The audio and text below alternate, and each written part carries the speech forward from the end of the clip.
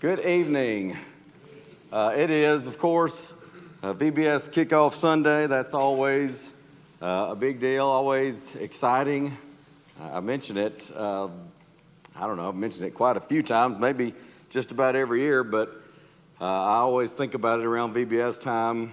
I remember coming for, I don't remember if it was when we were coming over here to talk to the elders about the work, or maybe right after we had come here. I moved to Bremen to begin working with the church here, that the elders were telling me, Reagan, and our family at VBS, it's a big deal here. We kind of go all out. And every year since, I've been kind of like, wow, no kidding. And so a lot of folks work hard and have kind of outdone themselves. You see, I thought, do we have the screen that was up earlier with the different nights and all that on there?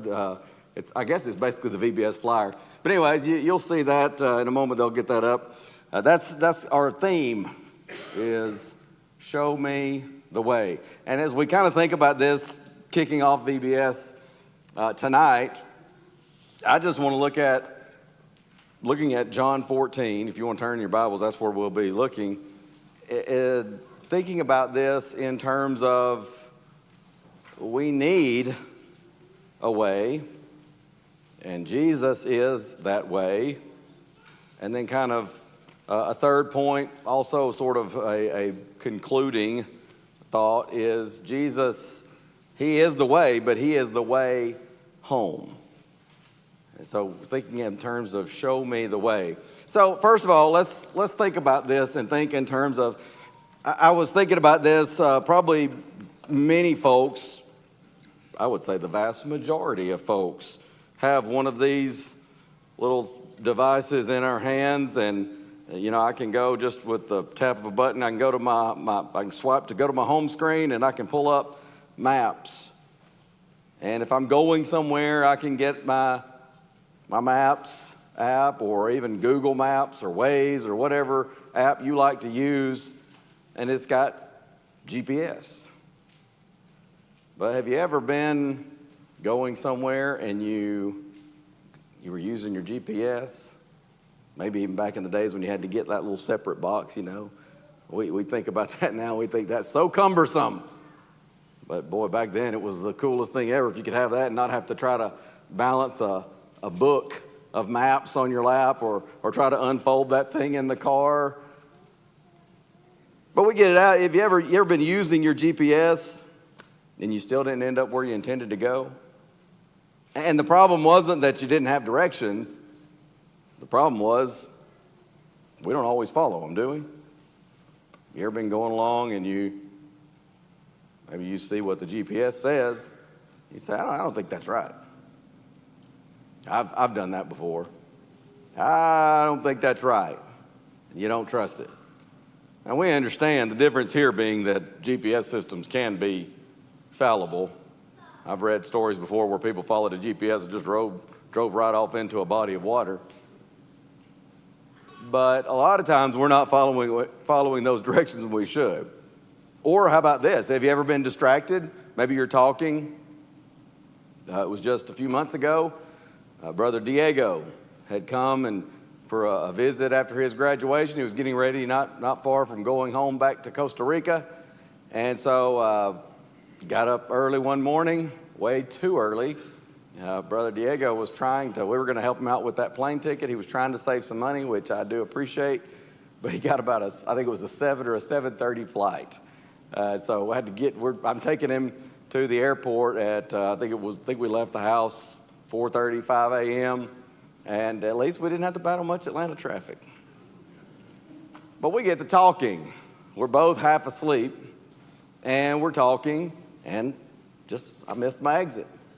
And I had to turn around and come back. You know what we did? We started talking again and managed to miss that joker again. The problem wasn't that we didn't have directions. The problem wasn't that we didn't have correct directions. The problem was we kept running our mouths too much and we missed it. That happens. Let me tell you something. We need a way, we being humanity, Because everybody sins. All have sinned and come short of the glory of God, Romans 3:23. And here's the thing. We're not long for this world. Even if we have a good long life, our time here on earth, it's temporary. Because it's appointed unto men once to die, and after this the judgment, Hebrews 9:27. There's a time coming when we're going to leave this life. And the wages of sin is death. It's not just death, it's eternal death, Romans 6:23. And so we need a way. And you know as well as I do, there are a lot of ways out there, but they're not all equal. Because, you know, Proverbs 14:12, there's a way that seems right unto a man, but the end thereof are the ways of death. There's a way that can appear right, but not be right. Again, probably familiar to many of us, probably the majority of us. Been driving around and maybe you don't have those GPS directions, or maybe you just didn't pull them up, and you feel like this is the way to go. It really, really seems that way. I'm pretty sure. And it turns out it's not. There's a way that seems right, but it can lead us in the wrong direction. And what did Jesus say? Matthew 7:13-14. Enter ye in at the straight gate. It's not straight in the sense necessarily of S-T-R-A-I-G-H-T, like straight. It's straight in the sense of straightened, more like S-T-R-A-I-T. It's straightened, it's narrow. Enter ye in at the straight gate, for wide is the gate, broad is the way it leads to destruction, and many there be which go in thereat. Then he goes on to say, straight is the way, straight is the gate, narrow is the way that leads to life, and few there be that find it. So there's a way that leads to death, there's a way that leads to life. In other words, as we've said, you and I, we as people, we need a way. Maybe you've heard the old expression, all roads lead to Rome. They used to say that saying goes back to the Roman Empire. And as we pointed out before, really it'd be more accurate to say all roads led from Rome. They went out from Rome being the capital. But it certainly is the case that many roads did seemingly lead to Rome. Maybe it felt like all roads led to Rome. But when it comes to home, all roads don't lead home. We're talking our spiritual, eternal home. The world will say things like, follow your heart. You make your own truth. Have your own truth. Pick your own path. Live your best life. And on we could go. Meanwhile, Jesus says, I am the way. So we need a way, certainly. And Jesus is that way. When you're going on a journey, when you're on a trip, we're going to encounter signs along the way.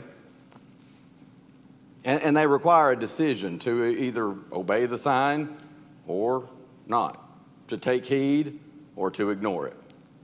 And of course, sometimes there are consequences if we don't give attention and heed those signs. But our VBS that you see here on the presentation, you also see over here, we're kind of thinking in terms of our particular nights. We're thinking in terms of these signs. And sometimes we encounter a stop sign along the way, and that's, of course, over here on the far left.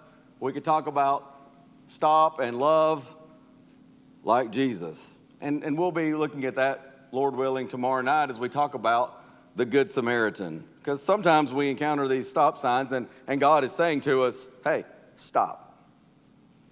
Sometimes that's stop sinning. Sometimes that's stop going in the direction that you're going. Sometimes it's God saying to us, stop ignoring people.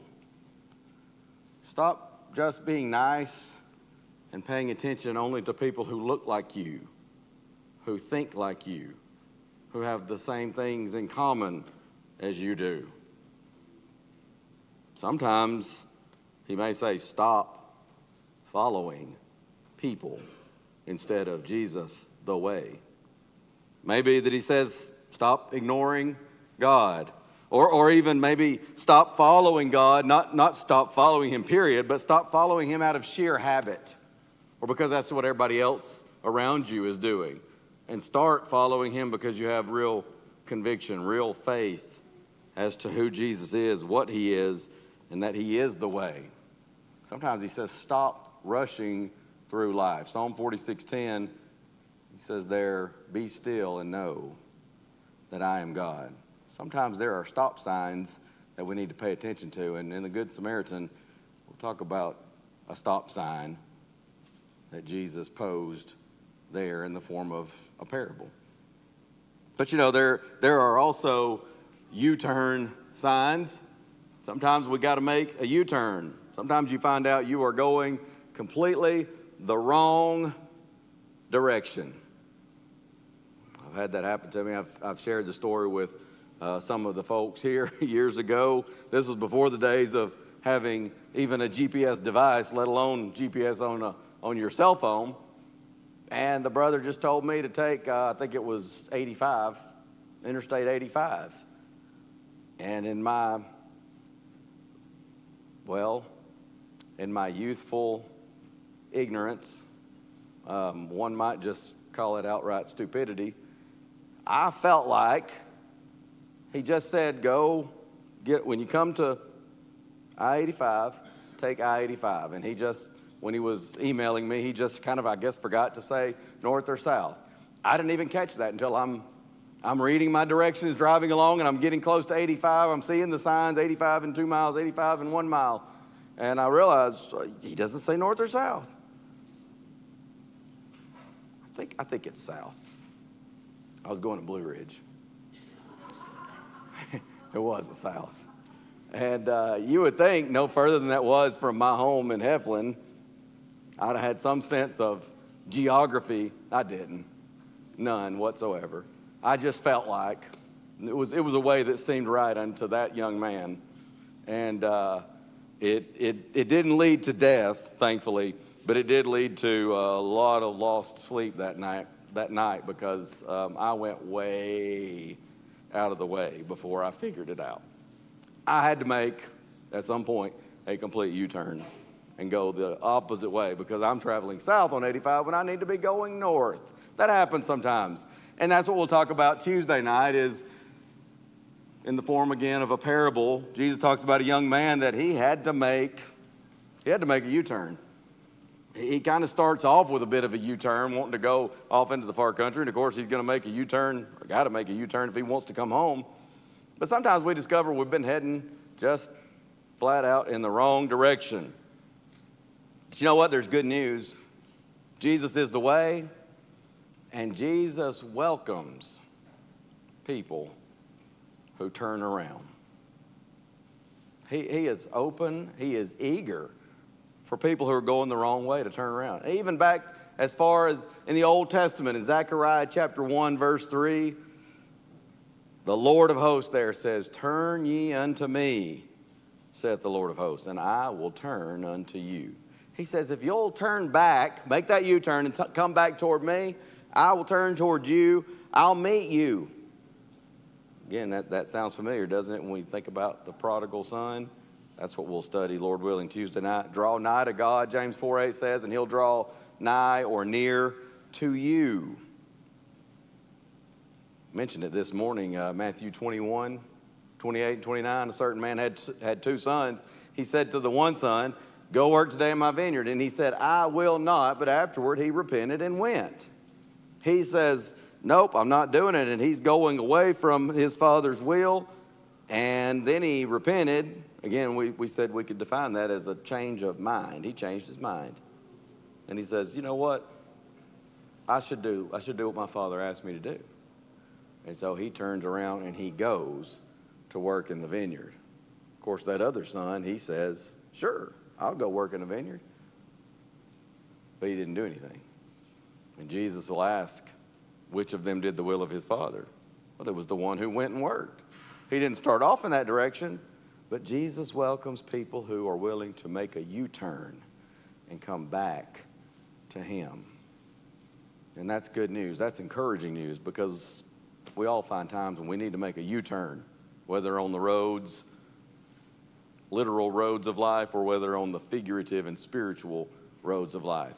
And then, of course, there's the detour sign here.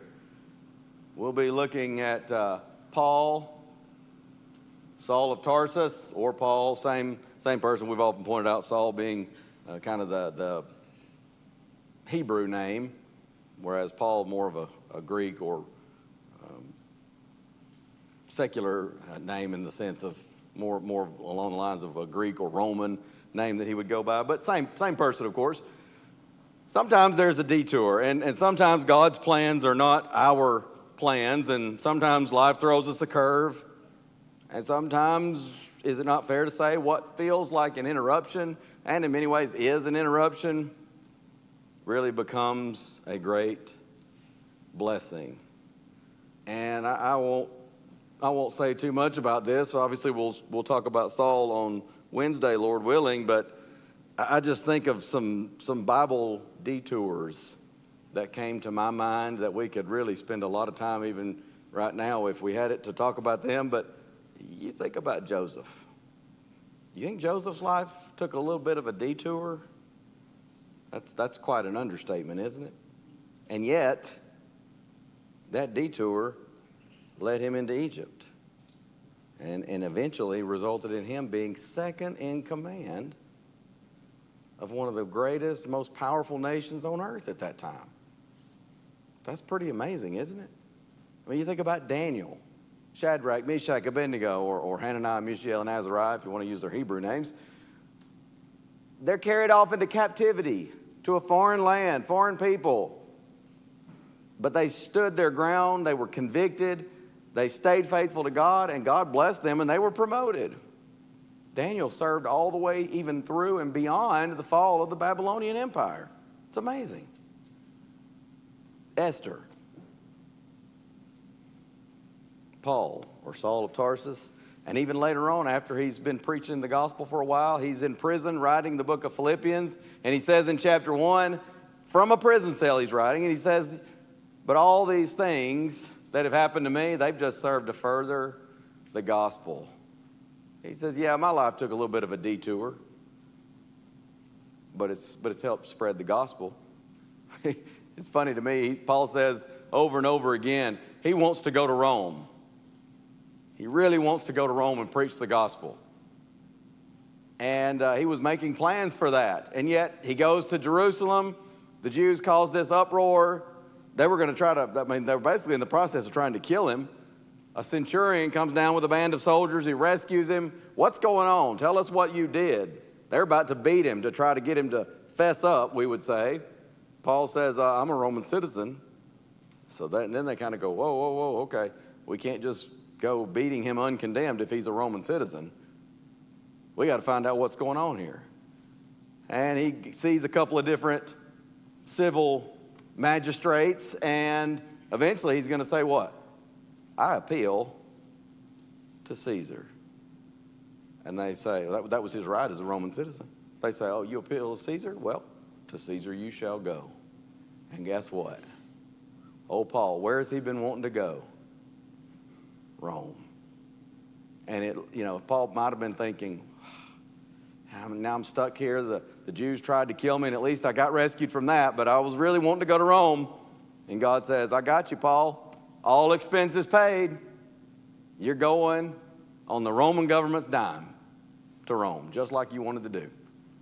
And he got a free trip there, and he preaches, and he's very well treated along the way and preaches the gospel all along the way. Sometimes life brings a detour, but not all detours are a bad thing. And then, of course, there's the one-way sign. Sometimes there are one-way streets. That's a scary feeling, isn't it? You turn down a street. I've had that happen more than once over in Atlanta. You turn down a street and go, uh-oh. I heard about this fella that he's driving down the interstate, and he says, he's talking to his wife on the phone and says, man, the people are, they're driving like crazy out here. And she says, I think it was she called him, and she said, hey, I want you to be careful. I'm watching on the news about this fellow that's going against the grain of traffic. He's going the wrong way on the interstate, and he says, honey, it ain't just one. It's all of them. That fella didn't realize he's the one going the wrong way. Sometimes we do that, don't we? I mean, I've heard of stories. I've not ever experienced it. Thankfully, I have not done it before myself. But I've heard of stories of somebody who actually gets on a one-way street and they say, what are these people doing? Don't they realize this is a one-way street? Not realizing they were the one going the wrong way. Sometimes we get on a one-way street. But when Jesus says he's the way, that's the one way. The way, the truth, the life, John 14:6. And that's what the Ethiopian man is going to find out, and that's going to be our study, Lord willing, Thursday night. Because eventually everybody's got to decide, am I going to follow Jesus, or am I going to try to go some other way? If I'm not following Jesus, I'm going the wrong way on a one-way street. And that cannot end well. It just can't. You know Joshua 24:15. Joshua says there, if it seem evil to you to serve the Lord, choose you this day whom you will serve. Whether the gods of your fathers that were on the other side of the flood, that is the other side of the Euphrates River, or the gods of the Amorites in whose land you dwell. But as for me and my house, we will serve the Lord. Everybody's got to make that decision.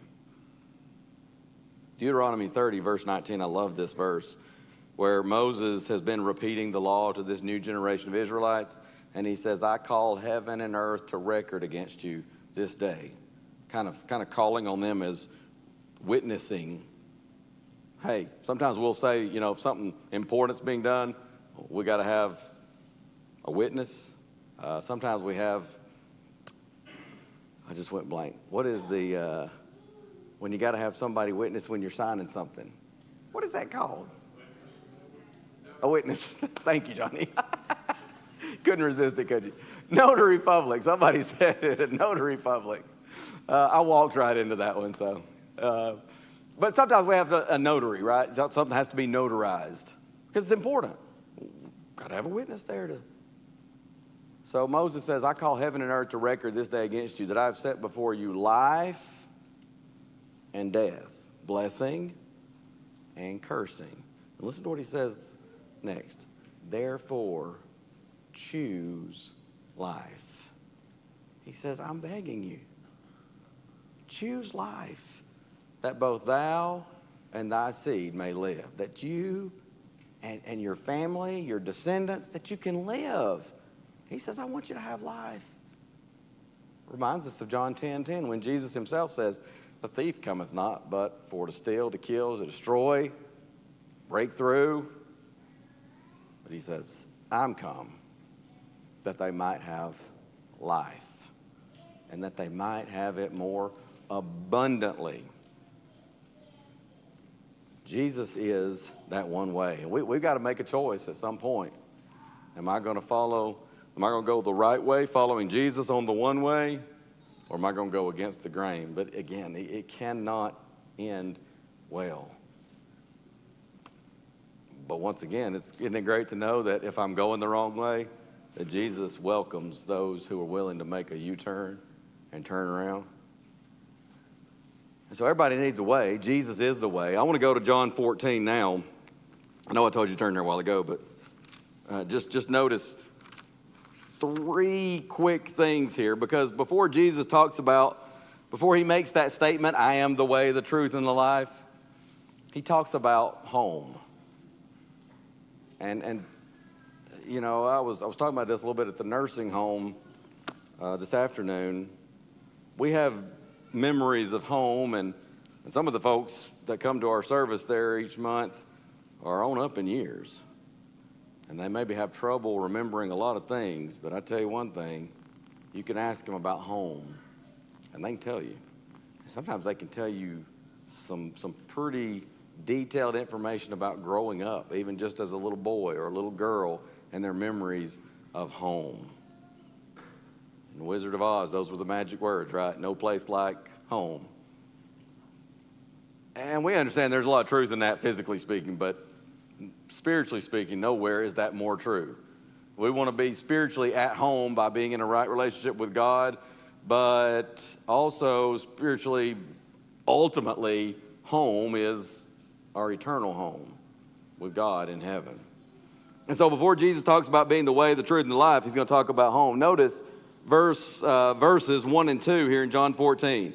He says to them, John 14, 15, 16, Jesus is kind of preparing his apostles for his departure. And he's kind of giving them some words of encouragement and that they can draw on once he's no longer with them here on this earth. But he says, let not your heart be troubled. You believe in God, believe also in me.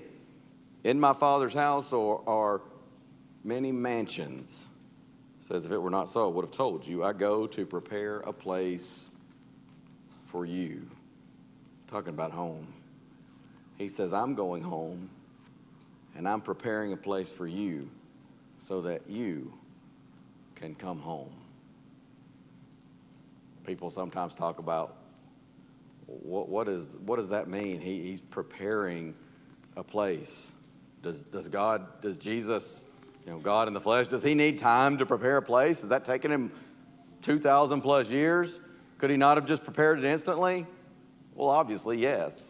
I don't know what all that means as far as him preparing a place. It may be preparing it in the sense of he's going back and he's going to offer that eternal sacrifice for sins, his blood. And part of that preparation may be time, opportunity for folks to get right or to come back home. But all I know is he says, I go to prepare a place for you. And that's home. Our citizenship is in heaven, Philippians 3:20, if we're Christians. Then he says this, though, picking up there in verse 3. And if I go and prepare a place for you, I will come again and receive you unto myself, that where I am, there ye may be also. So he's talking about this place in heaven, home, and he says, I'm going and I'm going to prepare this place for you. I'm going to get all things ready. When you come, there will be nothing lacking. And of course, Revelation sometimes talks about heaven, other places in Scripture. There will be nothing lacking there. There will be nothing. And it's interesting to me because sometimes we go somewhere and you think about your happy place, as we sometimes say. Some people say it's the beach. I noticed at camp this week, we were at Bible camp, and somebody had left their phone, one of the counselors had left their phone on one of these little countertops there. And they got a notification or a text or something, and the phone lit up, and I just noticed that their little lock screen was a beach scene. That's their happy place. They love the beach. Just want to have the toes in the sand, in the water, whatever. Some people say, no, it's not for me. But give me the woods, the mountains. I want to be out camping, fishing, hunting, whatever. You picture your place, but there's always something. I love going on those mission trips, especially love going to see some of the brethren that I've gotten to know in Costa Rica. And oh man, I love it, but you give me a few days, maybe just a few weeks, I want to go home. Why? Well, for one thing, my family's at home. Maybe we're off on that beach trip and say, after a while, I'm enjoying this, but ready to get home. Maybe you're on that camping trip. I'm enjoying it. I love it. It's beautiful out here. Sometimes I feel like I can stay here forever, but no, eventually I want to go home. But you imagine a home, heaven, that's never the case. It is home, and it's perfect, and there's nothing missing. It is the happy place, but it's also home. Man, that's not wonderful just to think about. Jesus, he's the way home. He's not just trying to improve your life, my life here on earth. He's trying to get us home. And that's key. Heaven's not an afterthought. He says, I go to prepare that place for you. He went to the cross He rose from the dead.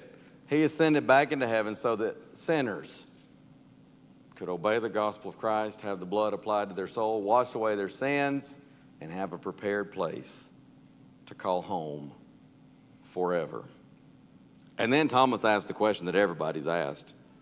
Verse 4.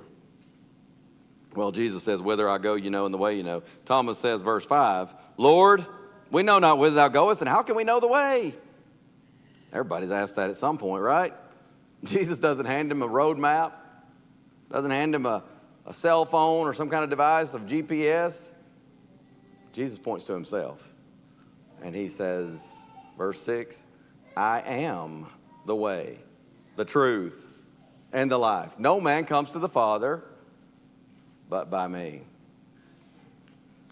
Every sign that we're going to look at this week and even have talked about tonight, it points to one truth. Jesus has prepared a place. And he's made a preparation so that you and I can have access to that place. But there's only one way. If you want to go to Atlanta, if you want to go to Carrollton, wherever it might be, most places, there are multiple ways to go. Maybe the traffic's bad, so somebody says, here, take this route. Sometimes your GPS will do that. It'll say, hey, we can save you 10 minutes. We can save you 5 minutes. We can save you, sometimes if it's something bad, maybe 30, 40 minutes, hour or more. Go this way. Do you want to go this? You want to go this detour? But not so with heaven. Jesus says there's one way. He is the way. And this week we're going to learn more about that path as we study this theme of show me the way. Jesus says, I am the way. I'm the way home. But here's the thing. If tonight, if you're ready to follow Jesus on the way, why wait? And that's why we extend heaven's invitation. Maybe you're not a Christian. You say, I believe with all my heart Jesus is the way. Do you believe it so much you'll surrender your will to his, submit to him in repentance, confess him as Lord? If so, then you're ready to be baptized into Christ, to have all things become new. Sins washed away, become his child. What about as Christians? Are we staying on the one path, the one way? He shows us the way through his word. We got to make sure we stay on that path. I read something I ran across this years ago and happened to think about it preparing for this lesson. But it's an old illustration that tells about a traveler who he became lost in this dense jungle somewhere in Africa. The trail had utterly disappeared, and he was very much near on the point of panic. No, he couldn't find any real landmarks to guide him. I mean, he was just deep in the African bush. And eventually he kind of stumbles upon someone out there, like a little hut. And he has asked this gentleman can you show me the way? The gentleman says, yes, I can show you the way. And so he says, follow me. They start going through. And I mean, the guy's it's just amazing. He is going through. Sometimes he's cutting with his machete. Sometimes he's just weaving through. This goes on for a bit. And finally, the gentleman says to him, sir, are you sure this is the way? I don't see anything resembling a path. And that fella kind of chuckled. And he almost didn't even miss a beat, continuing to slice through and go through that jungle. And he just kind of said over his shoulder, Mister, there is no path here. I am the path. John 14:6, Jesus says, you want to go home? You want to have a forever home? I am the path. Am I following him? Am I on the one way? If not, that's why the invitation is extended. If we can help you come while we stand and sing to him.